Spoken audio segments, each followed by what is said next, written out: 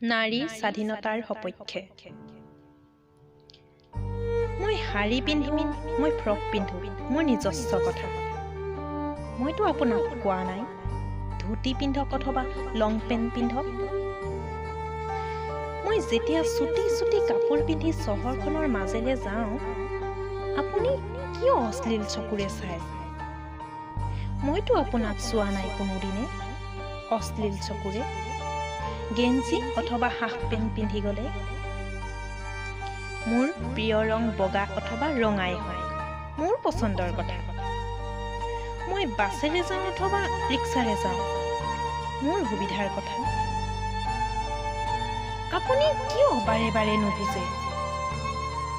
মোৰ পচন্দৰ বাবে মই অপৰাধী নে আপোনাৰ অশ্লীলতাৰ বাবে মই কয়দী? আমাৰ বাবে আমি ধৰ্ষণ হওঁনে আপোনালোকৰ বাবে আমি ধৰ্ষিতা হওঁ? আমিও এই সমাজৰে মানুহ। অনুগ্ৰহ কৰি আমাৰ স্বাধীনতাবোৰ আপোনালোকৰ পকেটত লৈ ফুৰিবলৈ চেষ্টা নকৰিব।